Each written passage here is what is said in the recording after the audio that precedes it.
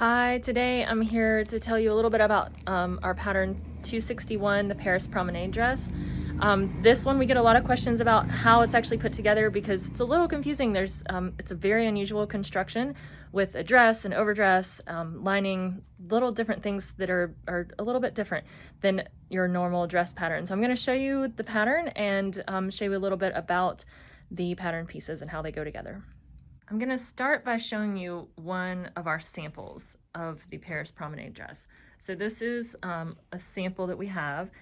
There are three main pieces to the dress. There is this dress part, there is this overdress, and the overdress has a lining, which you can kind of see right here. It's slightly different color on this one.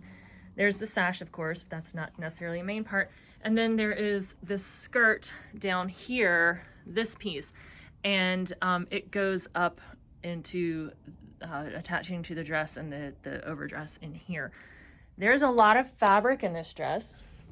You can see it's got a lot of width, a lot of, just a lot of fabric. There's a lot of ease in this dress. It's really easy to wear. It's really easy to fit. The straps or the sashes tie around the dress to give it some form, and I'll show you that in a second. So I've tied the sash, and you can now see there's some definition in the waist area. You can also see some of the embellishment that was added to this dress. It's sort of a 20s style embellishment with the tassels.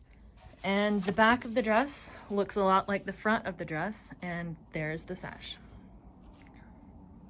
So as I mentioned, there are three main pieces: the dress, the skirt, and the overdress and the lining. So the overdress and the lining are from the same piece. And they come to make four different pieces, main pieces. They're cut on the fold. This is the dress. The neckline is in the middle of the dress, so it's cut right out of the middle and it's faced to make the dress like that. And there's the overdress, the lining, and the skirt.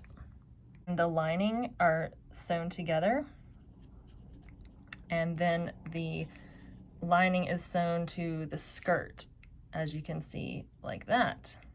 Also say that the skirt, the overdress, and the lining are, you have to cut two of each of these. I'm just going to show one side. The dress is only one because it makes two sides at the same time, but I'm just going to show one side and how it's done.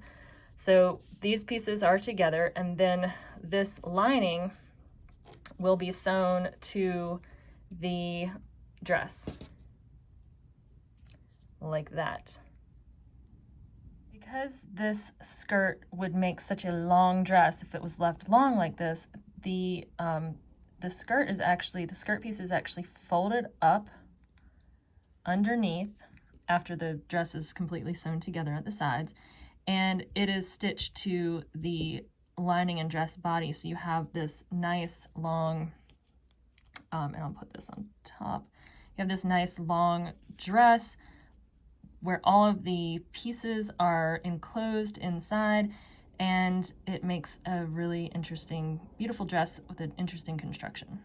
Here are all the pieces kind of stacked together as they would be sewn.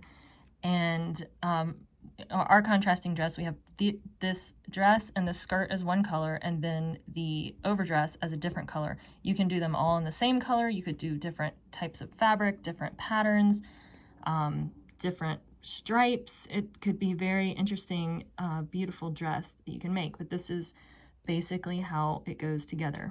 And I just colored in a little bit of the overdress lining to show the contrast, but the overdress lining is also then top stitched to the dress at the top, and sashes are added to the sides. So, and then this part right here is kind of open to make kind of sort of a big pocket like I showed in the dress sample. And that's about all there is to the Paris Promenade dress. It's an interesting dress, lots of options, beautiful fabrics to use, and just a fun dress to put together that's really quite easy once you get the idea of how to put it together.